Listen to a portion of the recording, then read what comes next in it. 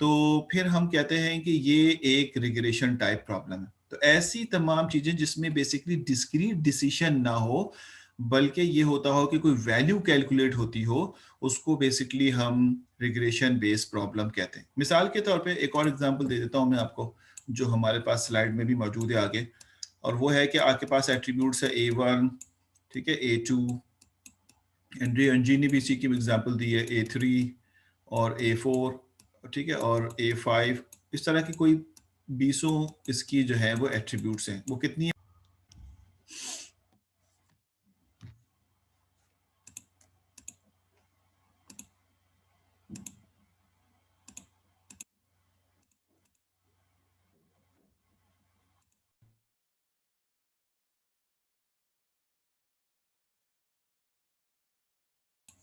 कि आपके पास जो है वो A1 एट्रीब्यूट है, ठीक है, A2 एट्रीब्यूट है, और A3 एट्रीब्यूट है, A3 एट्रीब्यूट है, और A4 एट्रीब्यूट है, और similarly A5 and so on. पता नहीं कितने एट्रीब्यूट है, मैंने 5 तक लिख दिए हैं इसके। और उसके बाद इसकी टारगेट क्लास है। ये एक घर के हाउस प्राइस प्रिडिक्शन करता है ये, ठीक है ना, हाउस प्राइस प्रिडिक्शन कर रहा होता है। हाउस प्राइस प्रिडिक्शन में बेसिकली बहुत सारे मैटर हैं। कैगल में आप जाएंगे तो हाउस प्राइस प्राइस प्रिडिक्शन का एक कंपटीशन भी एग्जिस्ट करता है कैगल में। अगर जिन लोगों ने कैगल पे कभी कंपटीशन खेला हो, तो कोई कोई मतलब उसके एट्रीब्यूट्स ही मतलब कोई 100 के करीब एट्रीब्यूट्स हैं, 100 के करीब। तो हम तो सिर्फ 5 एट्रीब्यूट्स यहाँ लिखा है कि मिसाल के तौर पे उसका साइज कितना है। हमने कहा भाई हमारे यहाँ तो यार्ड्स में होता है, तो हमने कहा 120 यार्ड्स है वो घर, जो घर हाउस प्राइस है ना, तो हाउस प्राइस को हम देख रहे हैं। अब उस वो किस एरिया में है, यानी हमने अगर कराची को 6 बड़े डिवीजन में डिवाइड कर दें, तो हमने कहा ये डिवीजन नंबर 2 में है। अब डिवीजन नंबर 2 जो भी एरिया बनता है उसमें है। उसके बाद वेस्ट ओपन है, ईस्ट ओपन है, आपने कहा वेस्ट ओपन है। कॉर्नर है, आपने कहा नहीं कॉर्नर नहीं है, ठीक है। उसके बाद इस सिंगल फ्लोर है, डबल फ्लोर है, तो इसने कहा सिंगल फ्लोर है। इसकी कॉस्ट, हालांकि और भी बहुत सारे पैरामीटर्स होंगे, मैंने तो सिर्फ ये 5 पैरामीटर्स यानी आपके लिए लिखे हैं यहाँ पे। और फिर तो तय हो गया कि इसकी कॉस्ट जो है, मिसाल के तौर पे मैंने एज्यूम कर लिया कि 10 मिलियन है, मिसाल मिसाल के तौर पे जो भी आप लिख दें यहाँ पे, हम वो तो मैं ऐसे अपनी मर्जी से अंदाजे से लिख, 10 मिलियन.5 मैं मिलियन में लिख देता हूँ, तो 10.5 मिलियंस, ठीक है। उसके बाद किसी और, ये पहला घर हो, दूसरा, इसकी भी कुछ इंपॉर्टेंट एट्रीब्यूट्स दिए गए थे। इसके कितने प्राइस हैं, इसके 12.2 मिलियंस हैं, 12.2 मिलियंस। इसी तरह तीसरा है, इसके भी यहाँ पे एट्रीब्यूट्स दिए गए हैं। इसकी कितनी प्राइस है, इसकी 8.1 मिलियन है। ये 8 का मतलब 8 लाख 80 लाख हो गए, और 12 का मतलब 1 करोड़ 20 लाख तकरीबन, और 0.2 का मतलब आप लगा लें।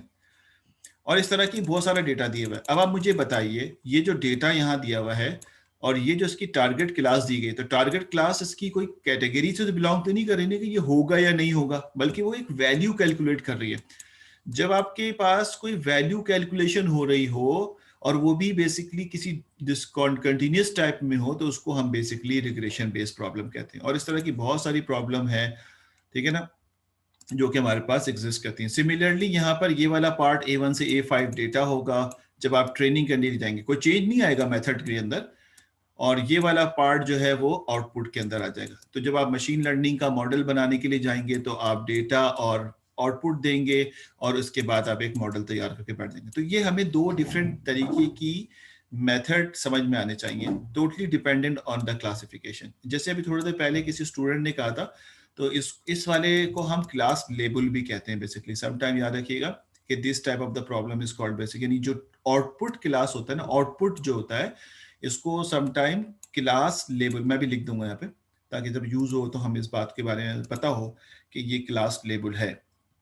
अच्छा जी, अब ये जितनी बातें मैंने इतनी देर में की है ना, ये सारा यहाँ लिखा हुआ है, तो मैं बहुत जल्दी जल्दी उसको पढ़ दूंगा और शायद कुछ पढ़ूं भी ना, तो आप बेसिकली समझ इसको गए। अगर अभी भी नहीं समझे तो आप मुझे बता दें, ताकि मुझे अंदाजा हो जाए कि स्टूडेंट को अभी भी कंफ्यूजन है। लेकिन मेरे ख्याल है कि अब आपको क्लासिफिकेशन, और ये दोनों प्रिडिक्शन ही कहलाते हैं, प्रिडिक्टिव मॉडल, क्लासिफिकेशन प्रिडिक्टिव, और रिग्रेशन प्रेडिक्टर, क्योंकि दोनों प्रिडिक्ट कर रहे हैं आप वैल्यू। तो अभी हम यहाँ पे इन्होंने हेडिंग लिखी हुई है और वो सारी बातें जो अभी हमने पढ़ी हैं वो यहाँ लिख दी हैं। अब आपको समझ आ गई है तो शायद हर लाइन आपके अच्छी तरह क्लियर हो रही होगी। An email of the text can be classified as belonging to one of the two classes, spam and not spam. A classification can have real valued or discrete input variables. ठीक है, यहाँ पे email classify हो रहा है, we are not finding the value, we are basically classifying the email, either ये spam है यानी 0 या स्पैम नहीं है 1। ये रियल वैल्यू ने डिस्क्रीट वैल्यू पे डिपेंडेंट है, दो ही इसकी क्लासिफिकेशन है। अब प्रॉब्लम विद टू क्लासेस, यहाँ पे दो क्लास प्रॉब्लम है, मैंने बता दिया ये जरूरी नहीं है, क्लासिफिकेशन में मल्टी क्लास प्रॉब्लम भी हो सकती है, but here is a two class. A problem with two classes is often called a two class और बाइनरी क्लासिफिकेशन प्रॉब्लम। जब दो क्लास हो टारगेट के अंदर तो वो बाइनरी क्लासिफिकेशन प्रॉब्लम कहलाता है। A problem with more than two classes, ने बिल्कुल क्लियर बता दिया कि there might be the more than two classes is often called the multi class classification problem. Classification में टू क्लास भी हो सकता है और मल्टी क्लास भी हो सकता है। Classification predictive model is the task of the approximating a mapping function f from input variable x, ठीक है, to the discrete output of. यानी ये जुमला ना पूरा प्योर मैथमेटिकल है। मैं आपको इस बारे में थोड़ा सा समझाने की कोशिश करता हूं कि इसने इस जुमले में क्या कहने की कोशिश की है। इज अ मैपिंग, मैपिंग हमेशा ये होता है कि आपके पास ये दिया हुआ है और ये हासिल कर रहे हैं। मिसाल के तौर पे आपके पास कुछ एट्रीब्यूट्स दिए हुए थे, ये दोनों के लिए वैलिड है। ये जो जुमला लिखा हुआ है ना, इस वक्त तो क्लासिफिकेशन में लिखा हुआ है, लेकिन ये क्लासिफिकेशन और रिग्रेशन दोनों के लिए वैलिड है। कैसे वैलिड है मैं आपको समझा देता हूँ कि A1 A2, ठीक है, और A3, मैं एज्यूम करता हूँ तीन ही एट्रीब्यूट ले लेता हूँ आसानी के लिए, और एक टारगेट क्लास है। और आपने कहा कि मेरे पास ये पहला डेटा है, इसकी कुछ वैल्यूज यहाँ पे दी हुई और टारगेट क्लास क्योंकि क्लासिफिकेशन है तो मैंने कह दिया 0 से बिलोंग करता है। 0 हो सकता है कि किसी चीज को रिप्रेजेंट कर रहा हो कि वो सरवाइव किया या नहीं किया, उसको बीमारी है या नहीं है, उसको कोविड है या नहीं है, इस तरह की जो भी। नंबर 2, इसी तरह से दूसरा डेटा भी कुछ इसी तरह से है और उसका रिजल्ट 1 है। फिर तीसरा डेटा जो है उसकी भी कुछ एट्रीब्यूट्स है, उसका रिजल्ट भी 1 है, एंड सो ऑन। ठीक है, अच्छा अब अगर कोई चौथा डेटा यहाँ पे आता है, या 10वां या 12वां डेटा आता है और आपसे कहा जाता है कि ये बेसिकली टेस्ट डेटा है, ये 12 डेटा यानी 12वां डेटा है, 12 पोजीशन पे डेटा है, लेकिन ये एक टेस्ट डेटा है मिसाल के तौर पे, और आप मुझे ये बताइए कि इसके ये एट्रीब्यूट्स हैं तो इसकी क्लास कौन सी होगी। ये इसके एट्रीब्यूट्स हैं तो बताइए इसकी क्लास कौन सी है।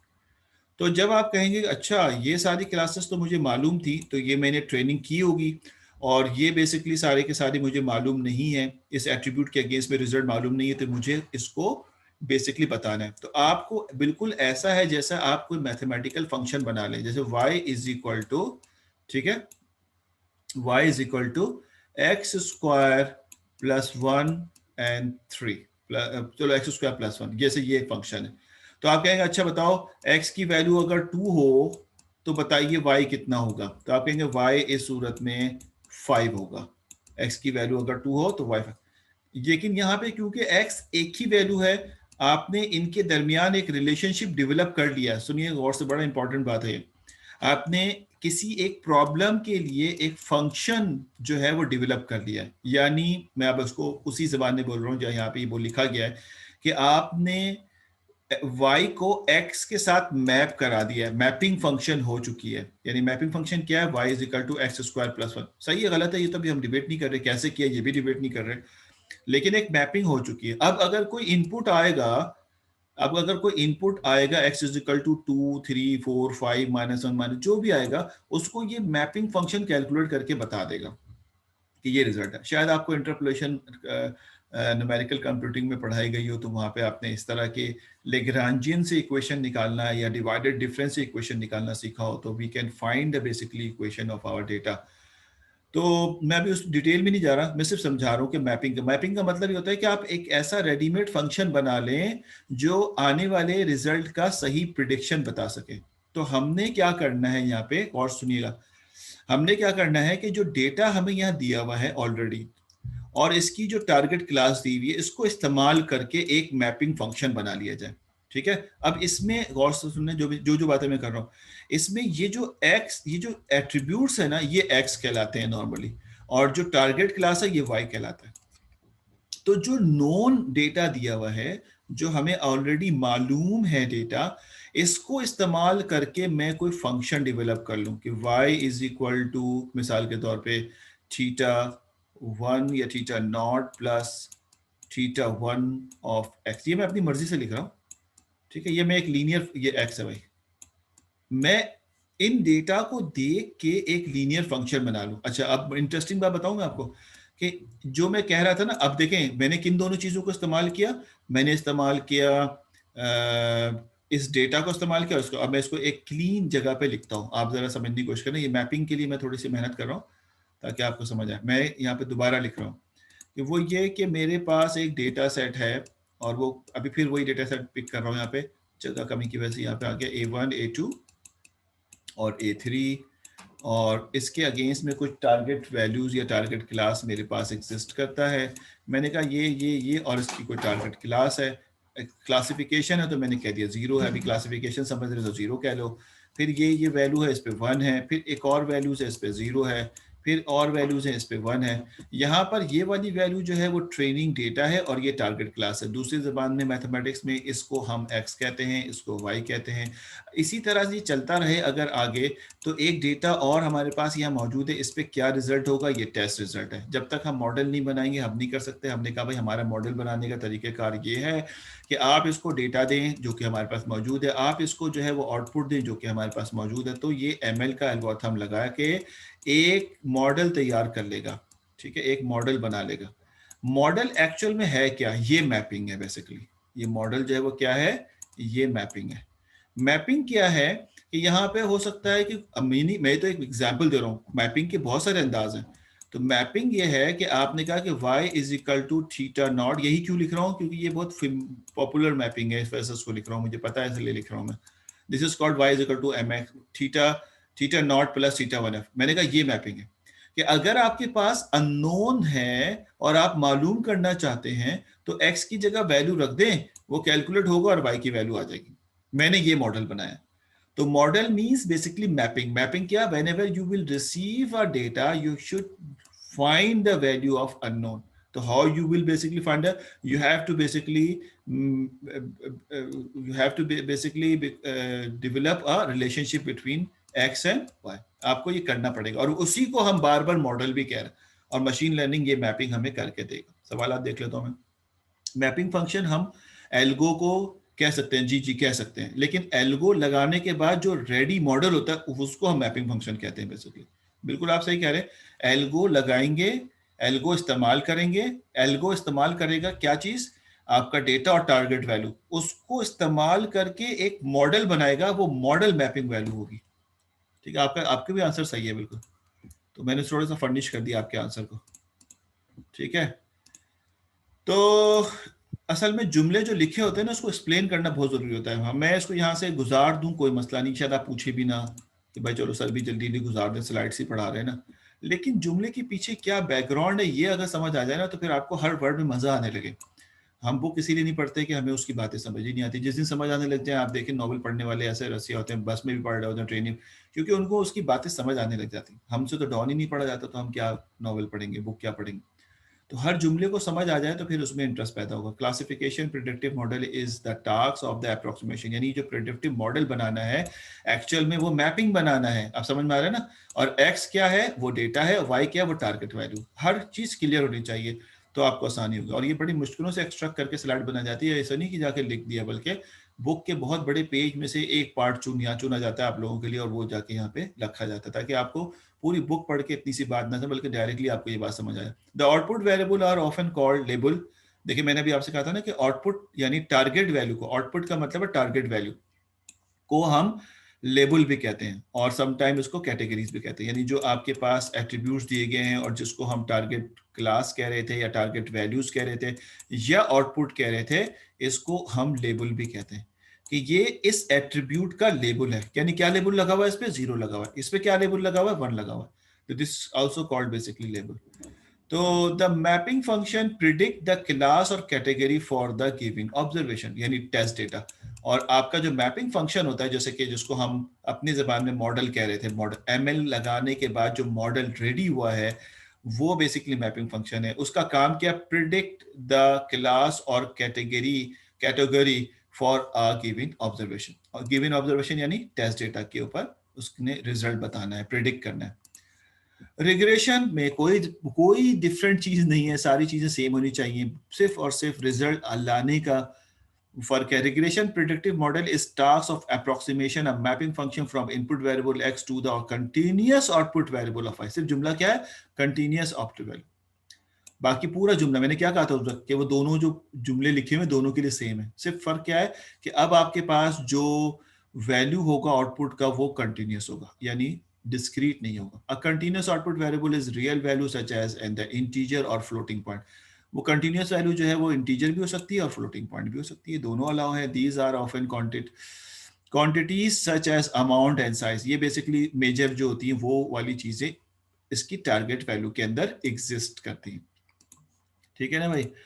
अच्छा जी, अब मिसाल के तौर पे इसने एग्जांपल दिया, a house may be predicted to sell for a specific dollar value, perhaps in the range of 100,000 to 200,000. A regression problem required the prediction of the quantity, यानी उसकी वैल्यू, ये नहीं बताता क्लास क्या होगी, कहां से बिलोंग करता है, ये नहीं बताता, बल्कि उसकी वैल्यू बताता है वो। ठीक है। तो regression can have real valued और डिस्क्रीट इनपुट वेरिएबल्स, यानी जो इनपुट होना होगा ना वो कुछ भी हो सकता है, उसके पर आप तवज्जो ना दें, यानी जो डेटा ट्रेनिंग के लिए, बल्कि रिग्रेशन हमेशा बनता किस पे है, तो वो basically target value, target class पे रिग्रेशन डिसाइड होता है। A regression problem where input variables are ordered by time is called time series forecasting problem.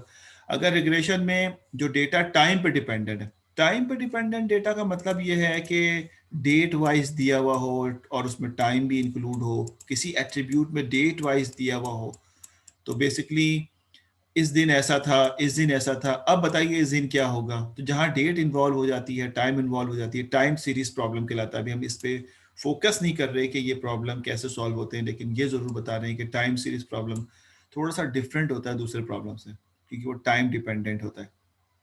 ठीक है ना।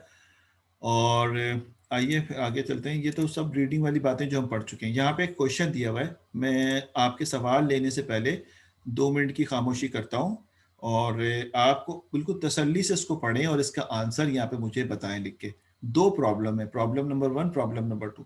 तो प्रॉब्लम नंबर 1 और प्रॉब्लम नंबर 2 में आप बताइए किसको टिक करना चाहिए। तो मैं यहाँ पे थोड़ी देर के लिए उसको इसकी रिकॉर्डिंग को रोक देता हूँ, ताकि ये, क्योंकि साइलेंट हो जाएगा, और आप इसको अच्छी तरह पढ़ लीजिए 2-3 मिनट के अंदर और आंसर दे दीजिए मुझे। ठीक है, मैं अपने आप को खामोश कर लेता हूँ।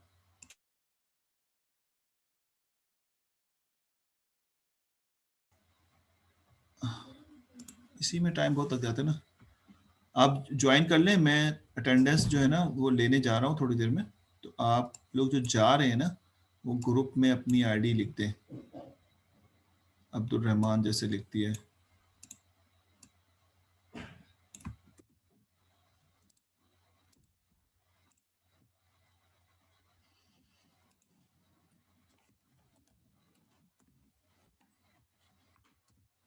चल भाई, सेटल हो जाए ना ये मसला है सारे। अच्छा जी, आगे चलें।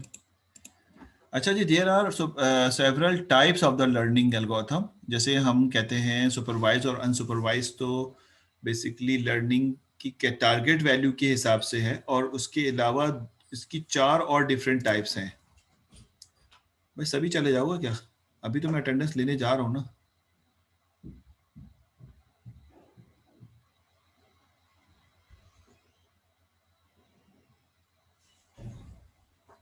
तुम लोग थोड़ी देर बर्दाश्त करो भाई, क्या हो गया? एकदम से तहलका मच जाता है क्लास लेते लेते तुम लोग की वजह से।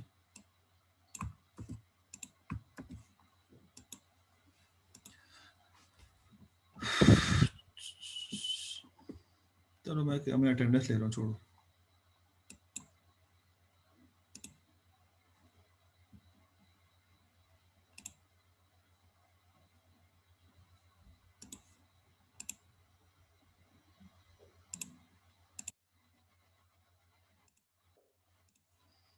तब अपने अपनी अपनी स्क्रीन ऑन करें और माइक ऑन करें और मुझे अटेंडेंस बताएं।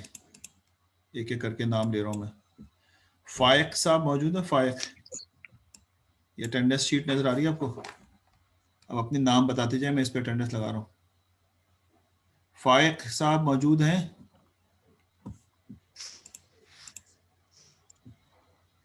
शाहबख्श, मोहम्मद अली नकवी रिजवी, सैयद मोहम्मद अली नकवी रिजवी, सैयद सकलैन उमर,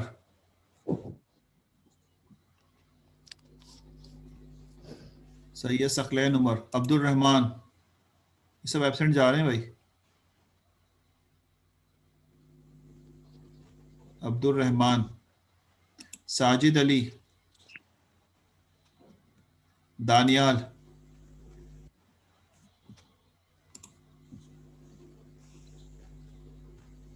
सर दानियाल प्रेजेंट है, मैसेज आया हुआ उनका चैट पे। ठीक है, तुम अब सबके मैसेज चेक करना, ठीक है, मैं, ताकि मुझे वहां जाना ना पड़े बार बार। जो मैसेज कर रहे हैं ना मुझे बताना। सैयद ठीक है। आकिफ, सैयद आकिफ अली रिजवी,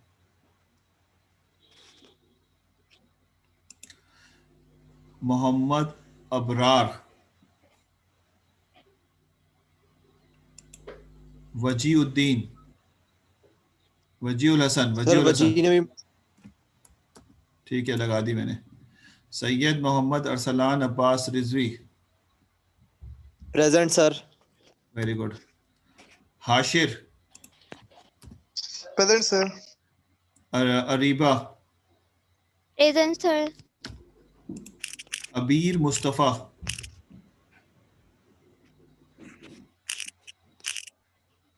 अबीर मुस्तफ़ा, शाहजेब अकरम,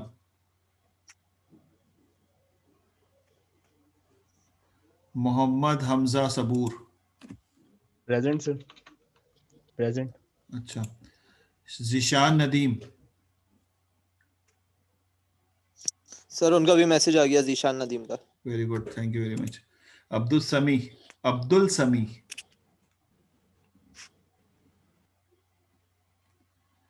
अच्छा भाई। एहसन जुबैर, ये तो थे। नवीद खान, ये भी मौजूद हैं। Present sir. अब्दुल समी भी मौजूद हैं, कह रहे हैं 892, ठीक है। सहर अली, ये भी सर। हैं जी, thank you very much, present sir. Thank you. Sir Sakina Islam की भी लगा दी। लगाता हूँ मैं, पहुंचूंगा तो लगाता हूँ। Zishan Yasin Minhas, present sir. Thank you Zishan. Huzaifa Hussain, present sir. ठीक है। Jamil Raza, yes sir, present. Thank you Jamil. Sabi uddin, yes sir, present. Thank you. Nabiya Afzal, sir ये भी प्रेजेंट थी, इंटरनेट के इशू है। ठीक है। Sheikh Jawad Ahmed, thank you Jawad, sir उनका मैसेज आ गया। Thank you thank you.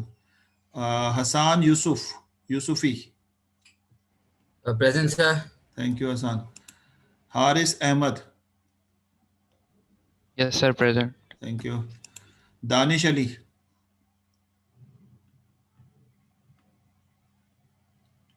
Danish नहीं है। शेख वज्जाह अहमद इराकी, वहाज अहमद का मैसेज आ गया सर। वहाज, हाँ थैंक यू। राफिया मसूद, ये तो मौजूद है। Present sir. रोहान अहमद, रोहान अहमद, सकीना आप कह रही हैं मौजूद। आसिर भी मौजूद है। हमजा खटक,